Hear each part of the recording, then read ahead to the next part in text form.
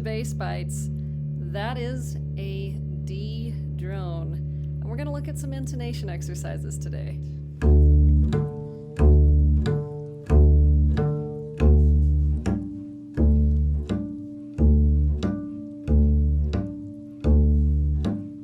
There. And so if I'm learning a new position too, right? Maybe I'm even just wanting to work on this octave between the D on the A string and reaching up with my pinky and seeing, can I get that octave? And I might put in the open D just to check myself again.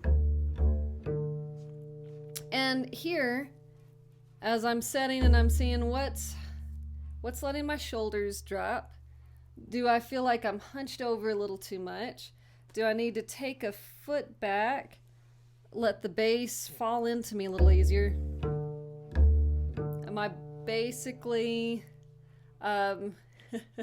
balanced between my feet, right?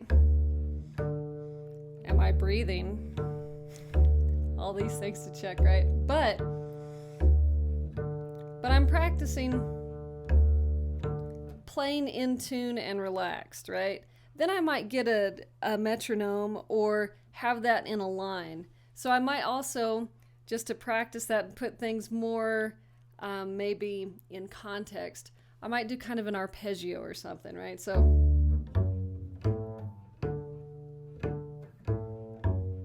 because there's actually quite a few bass lines and walking lines that are if not straight arpeggios, very much based on them, right? So even the 1, 3, 5, 3, back to 1, 1, 3, 5, 8, or the octave, right? Or maybe I want to throw in the flat 7. But yeah. And that kind of gives the things a different flavor. And you can play with different rhythms there a little bit too, just to kind of add some interest, right?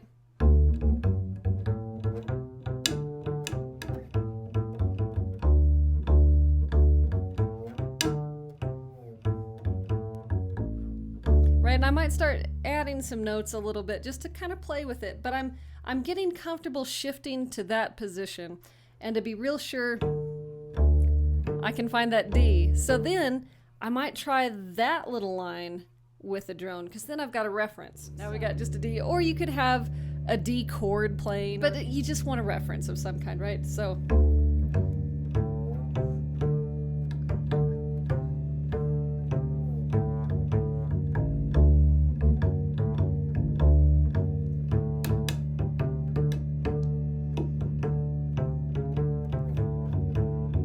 also starting to kind of play with is I'm just playing with positions and sounds on the instrument, right? While I'm playing with, can I shift to that position? Can I have good intonation? So try that with obviously different notes, and you can try it with different progressions, but that's one way to approach it, is having a drone, playing the same note with different fingers, putting it in context in an arpeggio or triad, right? And seeing how many of those notes you can find on your instrument. Again, I like to start with something like a D or something that with an open string, so you've got a reference if you don't have a drone, or it's just good to tune yourself to your instrument, right? So I hope that's helpful. As always, thank you for watching. Thank you for your time. Thank you for your comments, your likes, your subscribes, and I will have more tips for you. So stay tuned.